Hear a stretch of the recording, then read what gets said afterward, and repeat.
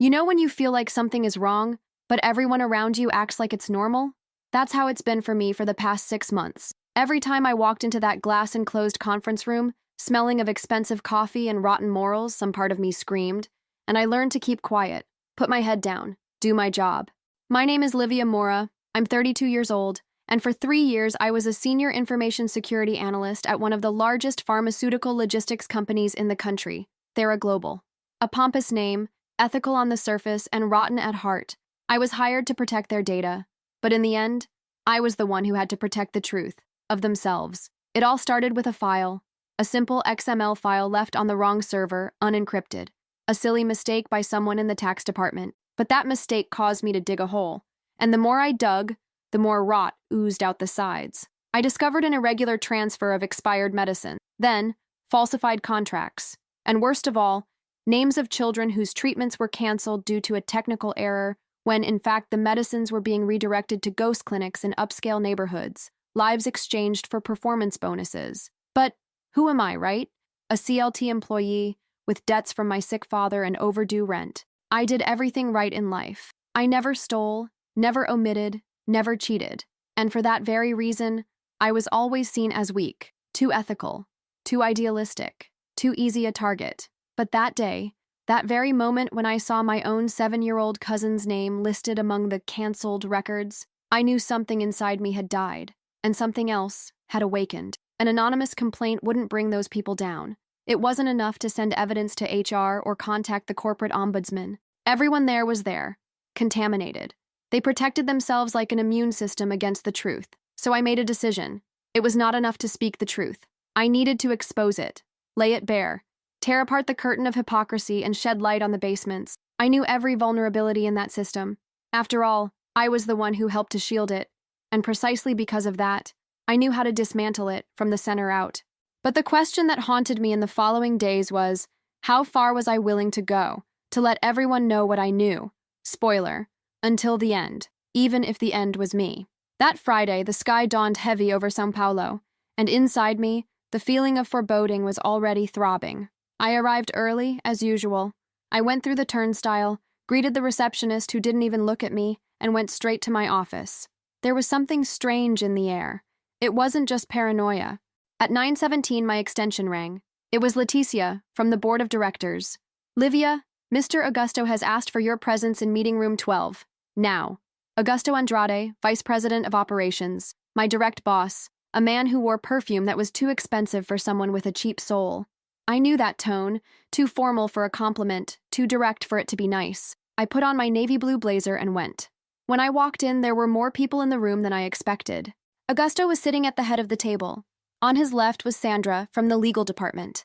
On his right was Roberto, from compliance. And in the background were 2 men in ties who weren't wearing badges. My stomach turned. No one said anything for 5 seconds. And then Augusto cleared his throat. Livia, sit down. We need to talk about your behavior that concerns us a lot. Behavior?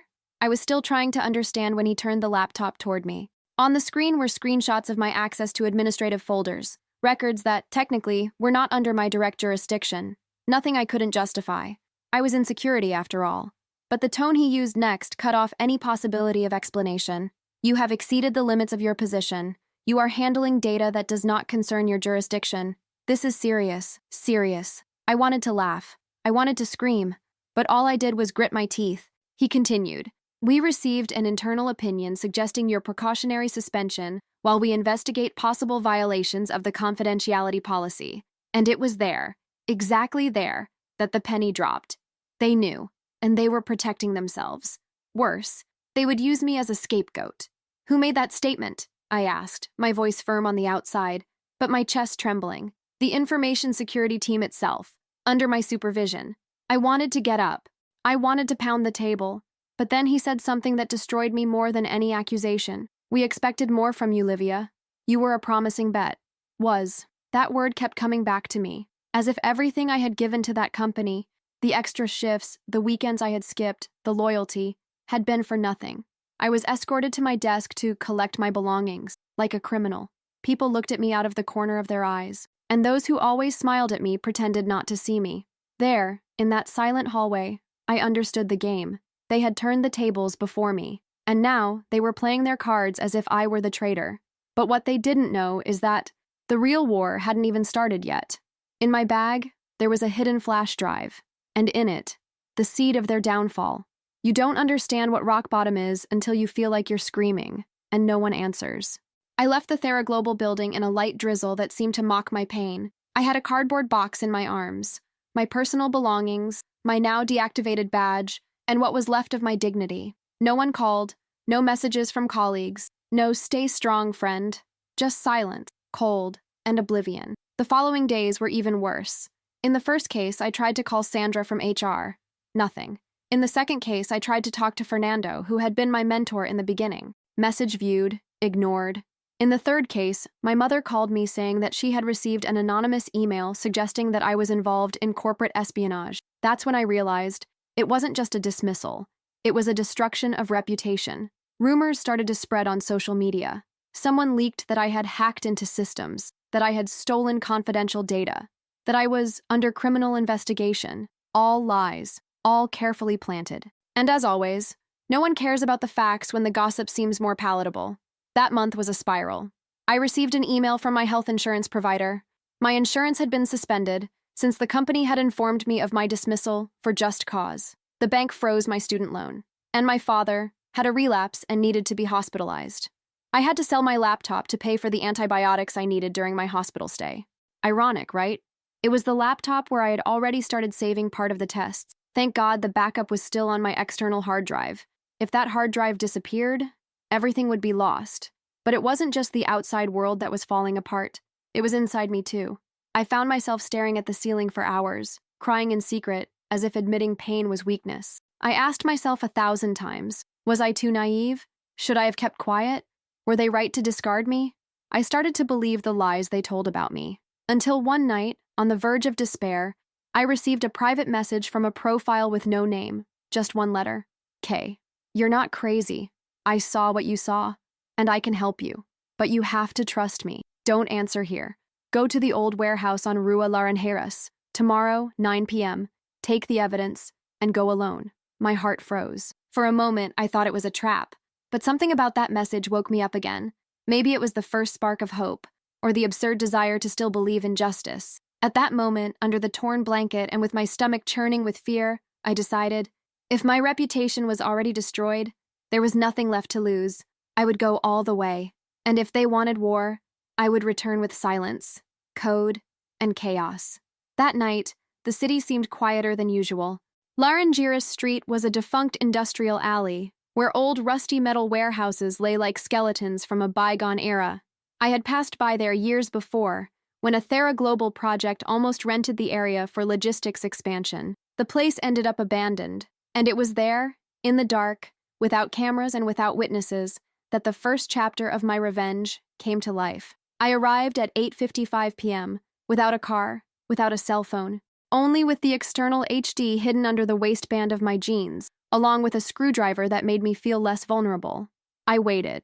At 9:02 p.m., a figure appeared in the shadows, a man in a sweatshirt and cap, his face covered by a black mask. He didn't introduce himself, just nodded and led me into the warehouse. Are you Livia? Absent. I'm Kay. I worked in IT until 3 months ago. I quit when I discovered Thera Global's contracts with the Shell Fund Consortium. I couldn't prove anything, but you did, didn't you? I looked at him suspiciously. Why did you look for me? He hesitated, then replied, because you had the courage to stay. I just ran away, and now I want to help. This broke me down inside. For the first time, someone admitted what no one else had the courage to admit, that my downfall was not caused by a mistake, but by a success, and that this bothered those who benefited from the silence. We spent hours analyzing what I had gathered. Proof of shipments of counterfeit medicines, spreadsheets of irregular distribution, documents signed by directors. But what shocked Kay the most was the code hidden in one of the XML files, a malicious script that erased digital traces of changes made by the finance department, a log manipulation tool. That was what would give us the advantage, because if I could track the code, I could use it too.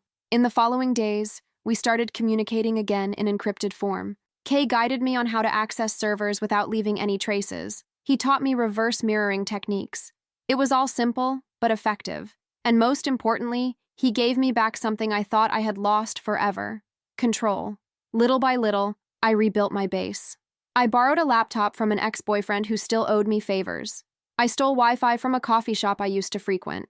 And I ate rice and eggs for 2 weeks to pay for bus fares to hotspots. The plan was bold, but not impossible. Silently infiltrate the script into TheraGlobal's internal audit platforms. Capture every email, data change, and shipment movement with timestamp and digital identity. Build a dashboard with automated visualizations that made it impossible to deny what had been done. Publish everything on a blockchain system to ensure integrity and prevent it from being deleted or censored. I didn't just want revenge, I wanted the world to see. And for that, I would need to log in again. Not physically, but virtually, with the right code at the right time. And I already knew exactly the day and time the system would become vulnerable. The following Monday at 11:45 p.m., during the monthly security update, which, ironically, I helped program myself before I was kicked out, they created the monster. Now, he was going to come back to demand what was fair. That Monday at 11:42 p.m., I was sitting on the floor of my room, my laptop propped up on my lap, and my eyes fixed on 3 open windows. One of them displayed the countdown to the routine update of TheraGlobal's servers. The other 2 were remote control channels for executing the scripts that Kay and I had been preparing over the past few weeks. My hands were sweating. My heart felt like it was about to jump out of my mouth, but my mind was sharper than ever. 23:44:56. I ran the first command. Within seconds, the code snaked through the system's cracks like water through cracks. A silent exploit. Nothing destructive, just observant. It was my invisible eye. With it, I had access to internal cameras, administrative logs, and most importantly, the board's encrypted emails. What I found was worse than I imagined. Don't worry, the community pharmacy has already signed the transfer agreement. The expired medicines will be donated for educational purposes for the image campaign. Please provide the names of the children removed from the database. We will use the same IDs for new controlled entries. Update the system before the audit. Keep only what is ethically defensible. The rest, you already know what to do. They wrote as if corruption were routine, as if truth could be shaped, as if no one ever dared to look behind the curtain. But I looked, and I saved every line, each stamp, every stain. The first phase was complete, collection. The second was about to begin, controlled exposure, K. And I created a fake website, a fake portal, disguised as a technology blog focused on cybersecurity. On it, we began publishing excerpts, small, discreet, but real, of the emails and files we had captured. No one knew where they came from. But soon, the buzz began. LinkedIn profiles shared the alleged allegations. Small newspapers began to speculate. Comments on underground forums began to track the domain. The company didn't know it was me yet, but he began to feel that someone was inside. And then the first signs of panic appeared. An emergency board meeting. The internal audit system was taken offline for unscheduled maintenance. Emails with words like infiltration, out of control, containment failure. They tried to fill the holes, but it was too late. The following week, I published a full report signed by a pseudonym, Eyes of the Code. In it, I detailed in technical and unquestionable language the illegal drug redirection scheme, the contracts with shell companies, and the digital manipulation code. To give credibility, I included a real-time graph with the names of those responsible, extracted from their own system. The site exploded, and along with it, the illusion of control that TheraGlobal thought it had. But I wasn't ready for what was coming next, because in war, when you attack, you have to wait for the counterattack, and when he came, it was brutal. What started as a whisper turned into a scream. 2 days after the report was published on the Olos de Código portal, TheraGlobal went into containment mode. The company's website went offline for maintenance. The press office issued a formal statement alleging data manipulation from unverified sources. But it was too late. The internet no longer needed confirmation. It just needed outrage. And this indignation gained momentum. Healthcare professionals began to comment. Former employees confirmed that parts of what was in the reports were true. Patients reported stories similar to those in the reports. Medication shortages, cancellations without warning, and always the same excuse, a system error. At that moment, I knew. They were bleeding. But he also knew. Wounded beasts are dangerous. And then came the first blow. On Thursday morning, I received a visit. 2 men in suits with badges from an audit firm that, ironically, belonged to a group of investors in TheraGlobal itself. They said they were investigating a leak of information and invited me to testify voluntarily. On the way, they tried to intimidate me. One of them, the youngest, even blurted out, "Look, there's still time to get out of this. If you cooperate, maybe you can get a deal. But if you continue, they'll end up finding something against you too." I took a deep breath. They were desperate, trying to turn me against myself. But what upset me the most was finding out that, in the following hours, my bank details were blocked due to suspicious transactions. My CPF was listed as under analysis in one of the main credit systems. They were interfering with my civil life. It was digital retaliation, subtle, precise, almost invisible to those who don't understand. But I understood. For every action I took, they responded with double the pressure. They sent emails to my former employers, questioning my ethical conduct. A lawsuit was filed against me, alleging misuse of intellectual property. Kay felt it too. He sent me a message. "I think they tracked my old IP. I disguised it, but they're getting close. I'm going to step away for a while." And I understood. I had to do that part alone. It was during this period that I received an envelope with no return address, left at the reception of the building where I lived. Inside was a pen drive, and a single sentence, handwritten, "If you continue, you will pay for what you haven't even started." The curious thing? There was a video on the pen drive, a video of my mother, in line at a health center, being discreetly followed by a white car.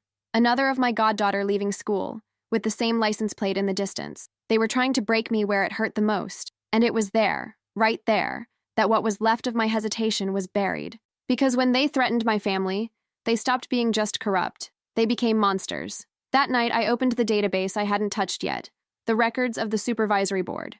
There, I found connections to a political network, suspicious campaign funding, and agreements with the public sector disguised as social responsibility initiatives. The tip of the iceberg was much bigger than Thera Global. It was an entire system, and I had just touched the center of it. But now, time was against me. I needed to act soon, before they erased me, literally or digitally. The next step was the riskiest, but also the most powerful. Next Friday, during the annual Corporate Transparency Conference, broadcast live, Thera Global would be showcasing its positive results and commitment to ethics. And it was there, in that public broadcast, that I would explode the truth. Live, no filters, no turning back. The auditorium at the Orem Hotel was packed. Executives in wide ties, press officers, cameras from the official media and corporate banners with empty phrases like, "Transparency is our value." And there, in the center, the stage with the shiny logo of Thera Global, ready to display its theater of ethics and excellence. From a distance, I watched everything from the window of a co-working space I had rented for an hour. Computer connected, IP masked, triple VPN, and a tab ready to go. In front of me was the live broadcast panel. They were already online. The orchestra of lies began with the president, Dr. Augusto Andrade, the same man who discredited me in front of the entire company, now using the same calm voice to talk about governance, social effort, and commitment to patients. Behind him, a huge screen with manipulated graphics and happy images of smiling children with boxes of medicine in their hands. None of those children existed. I knew it. I checked them one by one. And then, he said the sentence I had been waiting weeks to hear.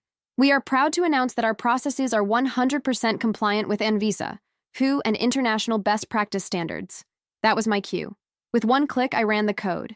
Within seconds, the live feed was hacked. The screen shook. The image disappeared. The sound cut out. For a moment, silence filled the room. And then, the screen glowed red. A single text appeared. "You say you're transparent. Let's see if you're still transparent when everyone can see." Soon after, the names emerged. The documents, the spreadsheets, the internal footage, the audio recordings of meetings. Everything Thera Global had tried to erase was now on center stage, live for more than 30,000 people to watch in real time. The reactions were immediate. The executives looked at each other. The sound came back on, but it was the wrong sound. Leaked audio from a meeting where the CFO said, "These patients in the public health system are statistics, not priorities. If we delay, who will know?" The crowd started to rise. People filmed with their cell phones. Reporters were shocked. One of the advisors tried to turn off the system, but it was useless. The code was locked in an automatic loop. The only way to turn off the general power was to turn off the system. Augusto Andrade tried to take the microphone. He said that it was fake news, that it was an attempted hacker attack sponsored by competitors. But by this point, the broadcast chat was exploding with impressions, hashtags, and links. The Olos Ducatigo website went from being anonymous to being featured on the front pages of news portals within minutes. The mask had fallen, and with it, the company's image collapsed like a house of cards. And what was once just a suspicion turned into a scandal. Headlines began to pop up. Leading logistics company accused of medication fraud. Children without treatment because of corporate greed. Ex-employee exposes corruption network in historic broadcast. And me? I cried. I cried alone, in that cold room, with my hands shaking on the keyboard, not from sadness, but of relief, of justice, to finally see the world, see what I was screaming in the dark. Of course, the peace didn't last long. By the end of the afternoon, my name was everywhere. The threats were back. Kay sent me a single message. You did it. Now disappear for a while. I understood.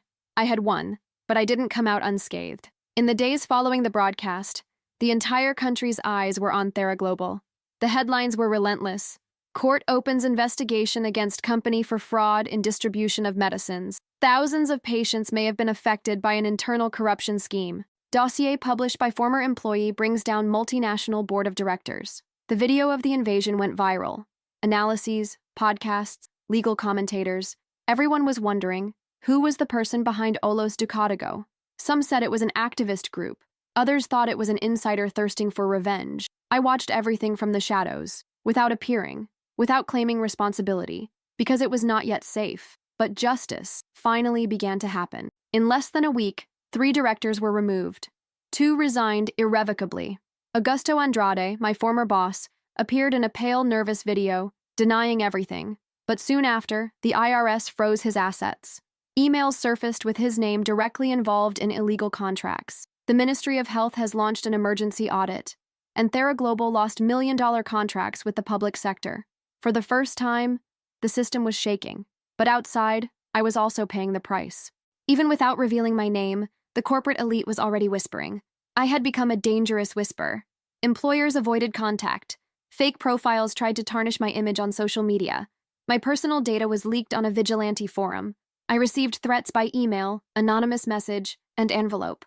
My mother had to leave the house as a precaution. Courage has a cost.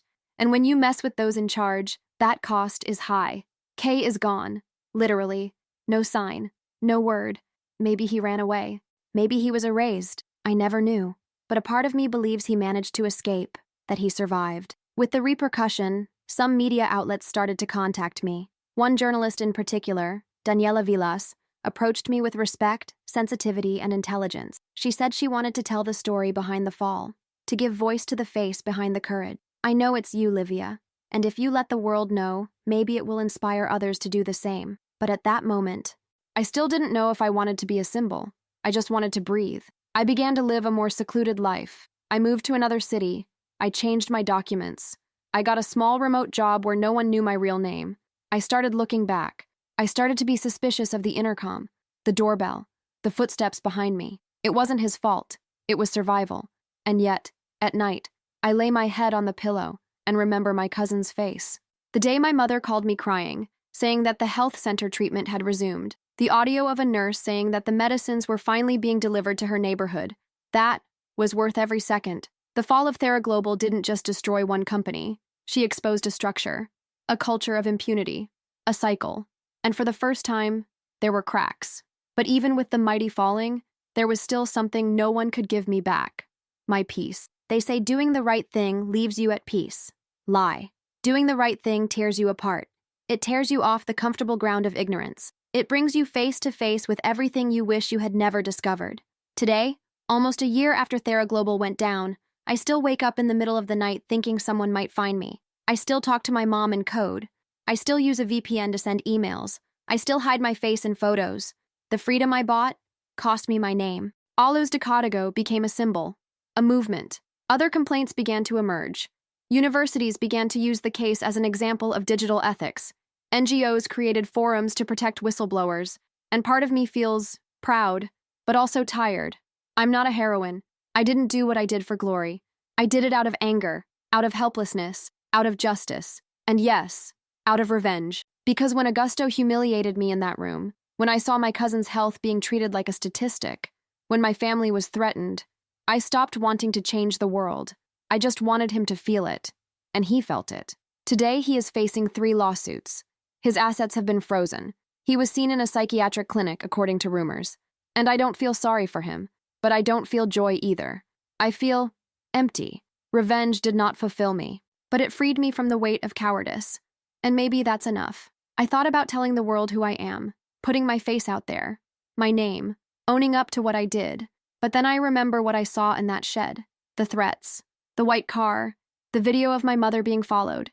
And I understand, the truth is a bomb. Sometimes whoever releases it needs to disappear into the rubble for it to fulfill its purpose. Then I continue. Anonymous. Pay attention. Whole. Albeit with cracks. And if one day someone asks me what I learned from all this, I will answer without hesitation. Right and justice don't always live in the same house. But sometimes, you have to burn them both down before anyone sees the smoke. And if someone somewhere is experiencing what I experienced, if you are silent, suffocating, looking at data that hurts, witnessing injustices that no one else sees, no, you are not alone. Someone, somewhere, has already lit the match.